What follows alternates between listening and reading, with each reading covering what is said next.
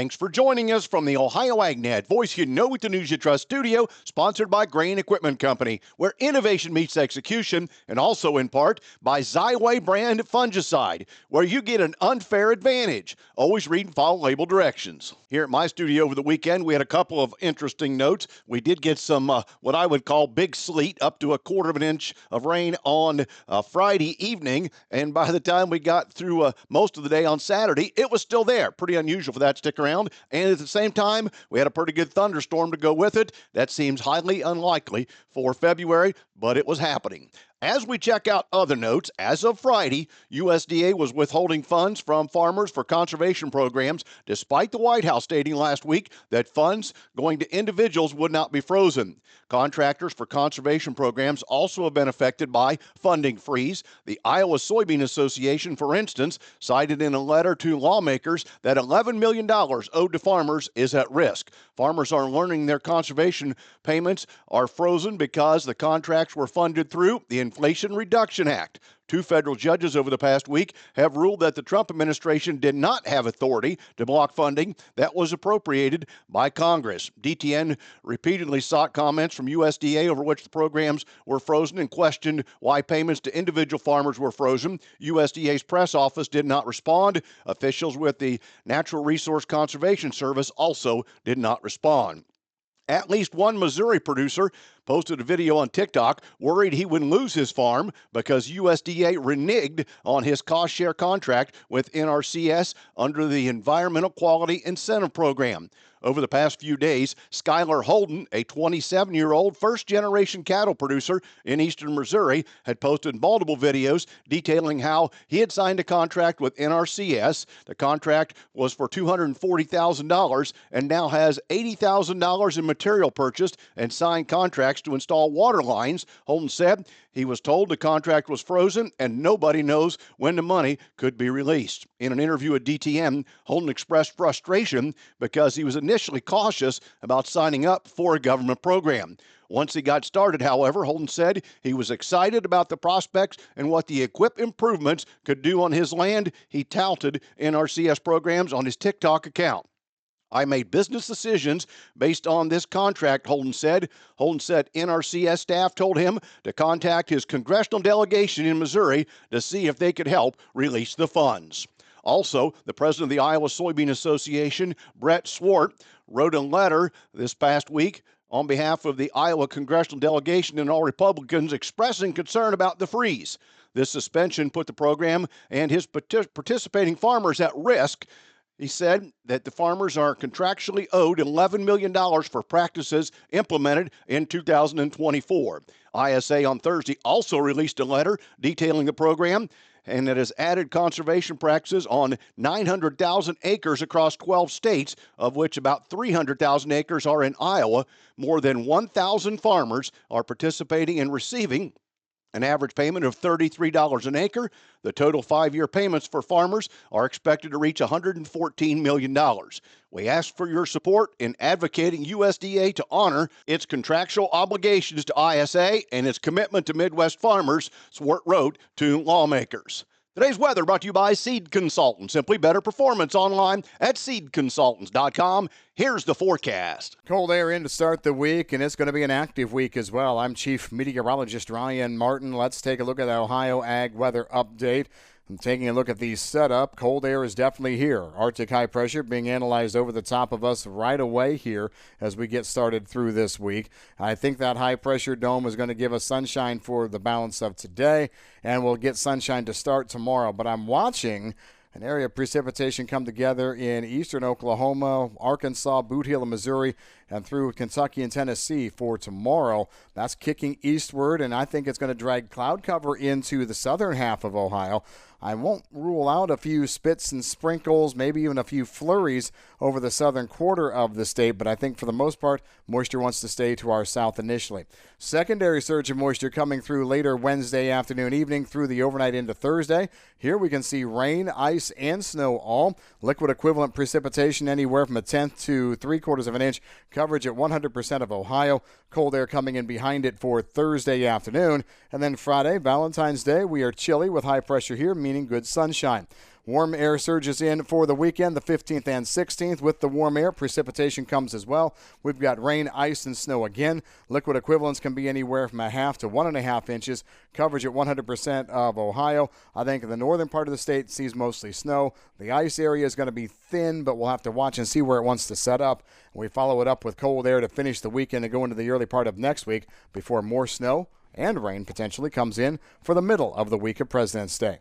I'm Ryan Martin. And thanks, Ryan. Let's check in with Joel Penorwood with this week's latest update from Ohio Corn and Wheat. Our guest on the Ohio AgNet from Ohio Corn and Wheat, their Director of Communications and Industry Engagement, Gary Puckett. Gary, thanks so much for being here with us today. Hey, what a pleasure to be talking about membership for Ohio Corn and Wheat, an exciting time. You know, it is an exciting time to be a member of Ohio Corn and Wheat. There are a lot of great perks and reasons why someone should be a member, and one of them is public policy priorities. And boy, there's a lot of public policy priorities that need our attention and need to have a strong team of people advocating on behalf of growers in Ohio. And that's one of the great things about the Ohio Corn and Wheat Growers Association. You know, nearly 2,000 members strong across the state of Ohio. We have a very loud voice in Washington, D.C. and in Columbus, Ohio as well. But there are a lot of other important reasons why, and among them is removing trade barriers. And, you know, with things going on in the news right now, you know, between public policy and removing trade barriers, these are our top two issues at the Ohio Corn and Wheat Growers Association. And then just last week, a third priority was creating ethanol demand. And with some of the news that came out about the governor's decision to delay that in Ohio, we've been fighting for this for a long time, but these top three issues are just three of many reasons why someone should be a member.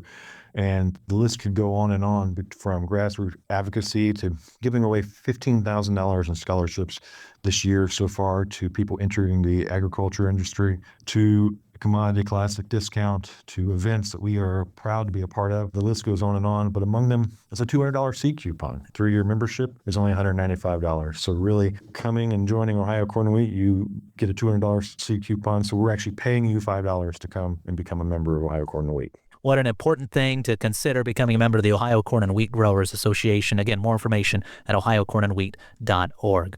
Gary Puckett, Director of Communications and Industry Engagement with Ohio Corn and Wheat, joining us here today.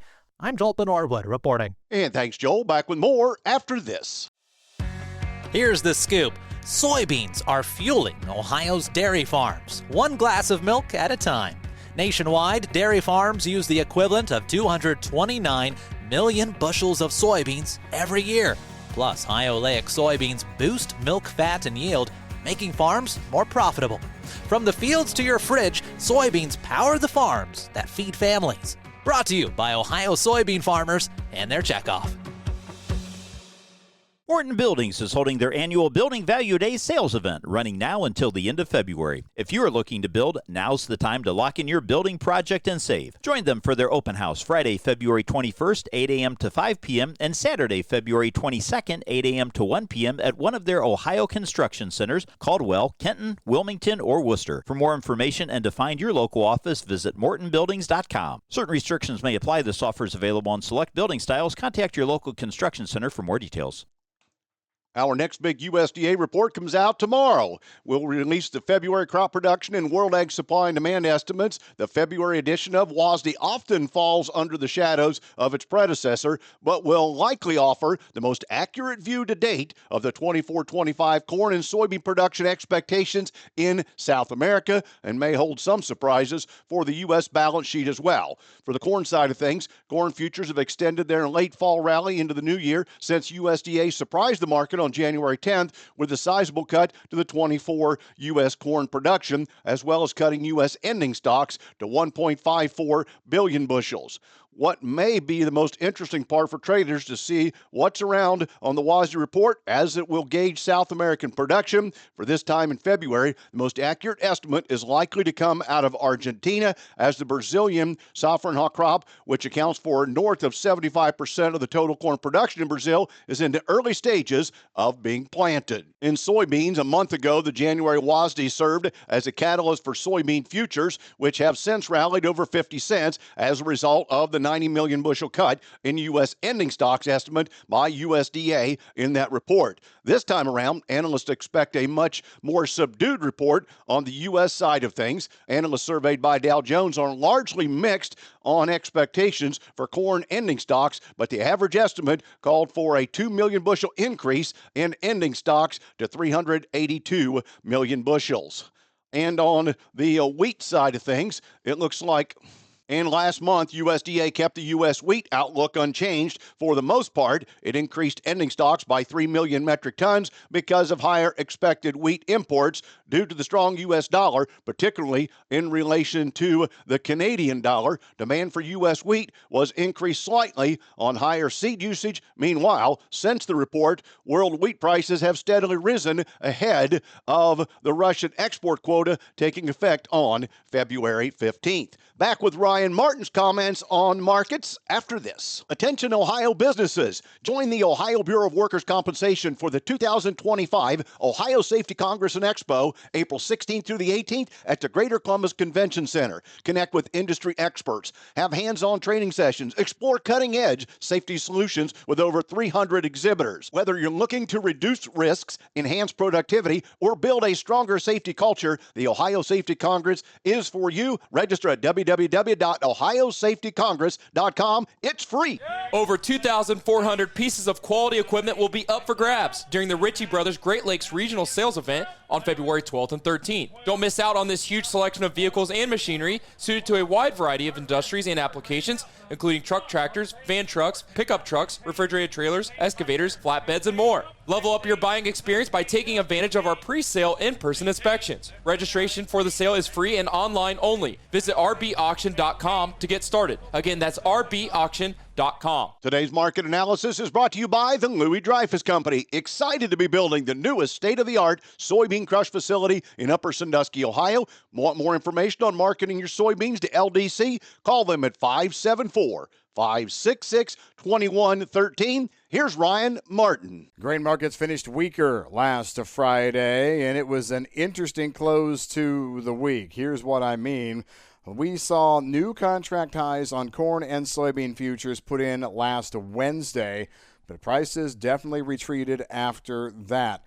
The March wheat set a high above $5.92 as that market got close to key chart resistance on Friday. The tone last Friday was heavy. Grain bulls are needing new, fresh demand news to lift prices. That's saying you have to feed the bull every day. It is true. We did not feed the bull to finish last week much at all. As we take a look at some of the headlines from last Friday, the Trump administration announced that it's signing new executive orders that will lift tariffs on Chinese packages valued at $800 or below. So, hey, good news. That means all your Temu purchases should be able to get into the United States without a tariff. But really, that was just a little thing here and there. Didn't really move the needle on anything outside of the nearby markets. President Trump also announced that he plans to unveil major reciprocal tariffs this week, and that, if it happens, is a trade war escalation. Now, the president did not identify which countries would be involved. He's repeatedly argued that import levies charged on U.S. goods should end, or that, like U.S. tariffs, will be applied. It is possible that Trump targets a host of nations at rates they charge the U.S. There's no indication that the president is preparing to release their universal tariff. Brokers estimate last week that Managed Money sold 2,300 contracts of wheat, 9,200 contracts of corn, 6,700 contracts of soybeans. USDA and the Foreign Ag Service announced no flash reported sales last Friday. Exporters are telling us that Tuesday's U.S. tariffs on China made that country go quiet. There were a few pokes around for some offerings maybe for February, but Argentina was the big buyer in the marketplace, or I should say big seller last week to China.